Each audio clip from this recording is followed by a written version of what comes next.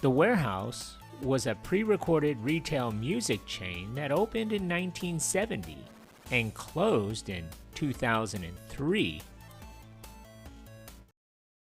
If you're tired of spending a lot of money for the music you love, then check out Warehouse Music, where you can find used CDs for a lot less. You can listen to any used CD in the store, and everything used is 100% guaranteed. Warehouse Music also sells used DVDs and VHS movies. Warehouse Music is open every day, so stop by and check them out. Warehouse Music is located on Electric Road, half a mile west from Tanglewood Mall. Warehouse Music, where the customers come first.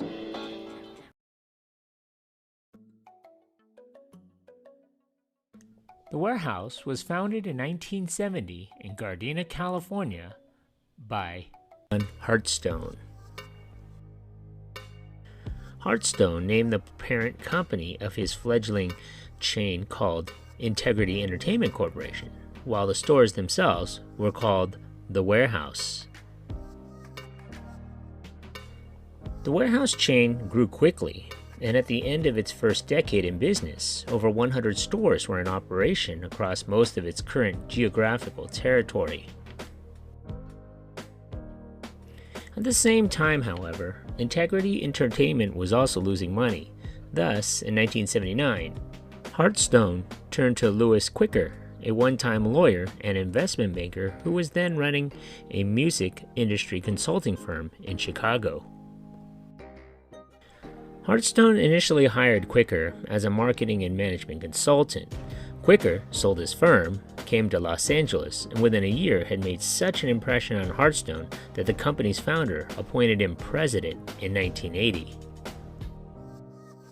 In 1982, however, Hartstone died after undergoing heart surgery, and under the terms of his will, his estate was directed to sell Integrity Entertainment's assets for cash. Hoping to acquire the company himself, Quicker formed an employee stock ownership trust, and while Hartstone's estate negotiated unsuccessfully with potential buyers, Quicker secured a $7 million loan for the trust, enough to cover the entire purchase price of the company from Bank of America. The trust then stepped in and acquired all of Integrity Entertainment, using its assets to secure the debt.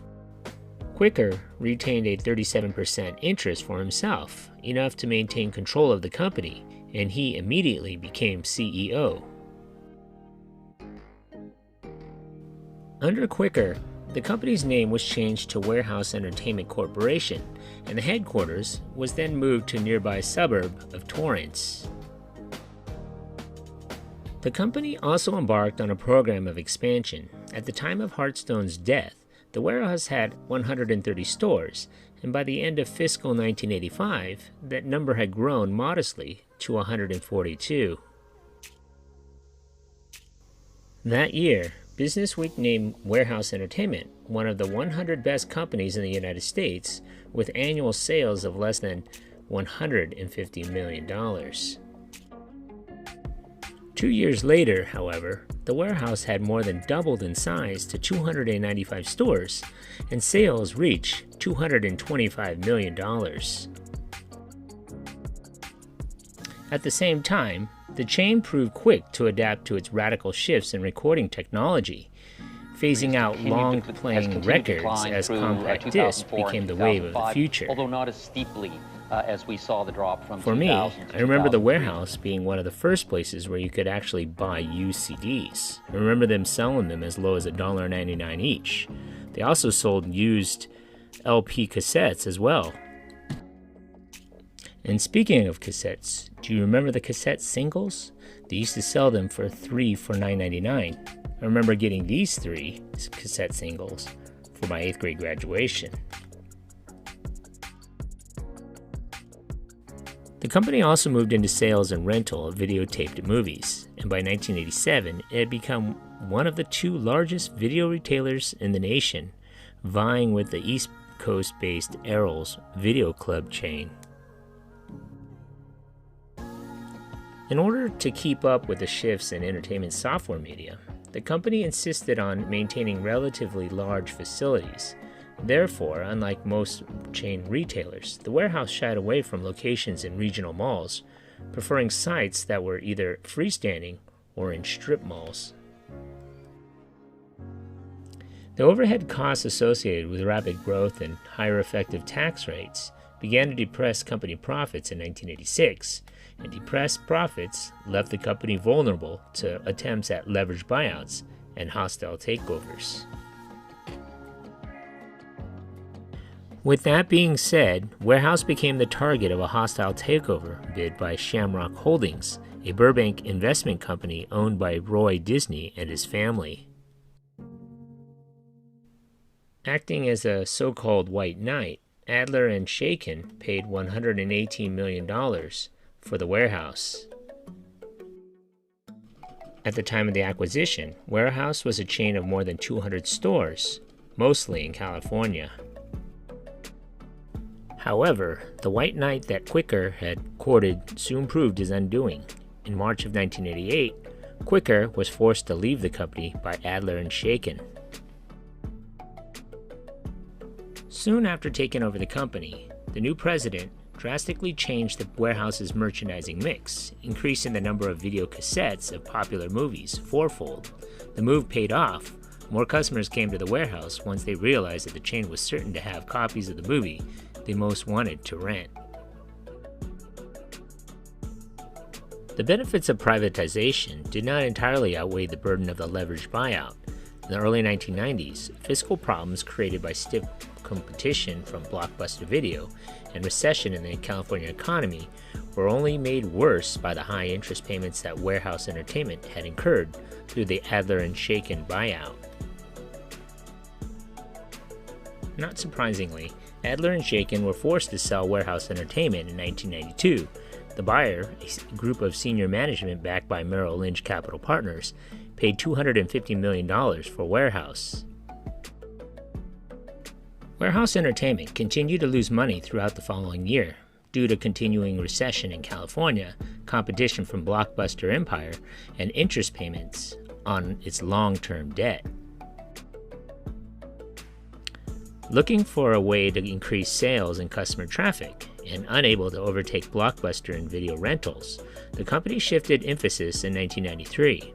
The company's decision to begin buying and selling used compact discs brought both opportunity and controversy.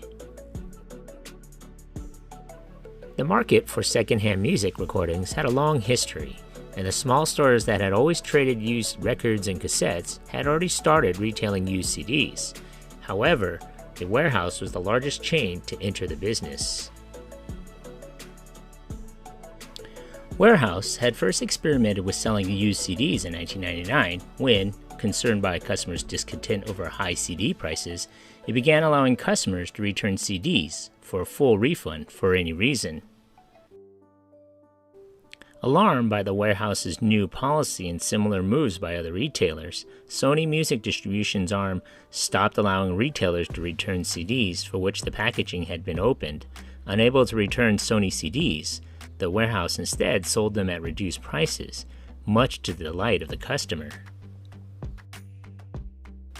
The market for used CDs, however, presented the music industry with a threat that used album sales never had. Secondhand records had offered consumers a trade-off, reduced price for reduced sound quality caused by wear and tear on the recording. However, CDs didn't suffer much from use since they required no mechanical parts, such as tape heads or phonograph needles, except they did scratch and they did skip when they were scratched. Therefore, large quantities of good-as-new CDs could be passed between an infinite number of owners without any revenue going to the record companies or artists. In May of 1993, the distribution arms of 4 of the 6 largest record companies, Sony, Warner Music, Capitol, EMI, and MCA, announced that they would withhold cooperative advertising money for any retailers selling used CDs. The company retaliated with a lawsuit alleging that the 4 major distributors had violated antitrust laws, claiming that their refusal to provide advertising support constituted an unreasonable restraint of trade and commerce. Moreover, the suit charged that distributors were acting to protect CD prices that were artificially high. Wherehouse Entertainment reaped a huge publicity windfall from the controversy. It also scored a significant victory in September of 1993 when Capital EMI settled with the company, agreeing to resume cooperative advertisement. Wherehouse Entertainment dropped Capital EMI from the suit and agreed not to sell used CDs of recordings currently supported by cooperative ad funds. This legal victory did not solve the problems presented by its substantial debt load and intense competition from major rivals in its field, which by this time included Blockbuster Video, Musicland, and Tower Records. In August of 1998, Wherehouse purchased Blockbuster Music from Viacom. Wherehouse, which by that time was selling new and used music and DVDs in 23 states, filed for Chapter 11 bankruptcy protection in January. The company blamed increasing competition from discount retailers, the rising popularity of CD burning, and illegal downloading of music contributed to sagging sales at its stores.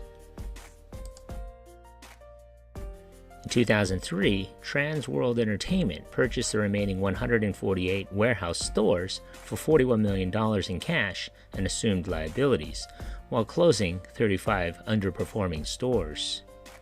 It is not clear when Trans World Entertainment closed the remaining stores or converted them to the FYE brand. Today, there are about 200 FYE stores. Thank you for watching. If you like this content, and if you haven't already, hit that subscribe button. Thanks.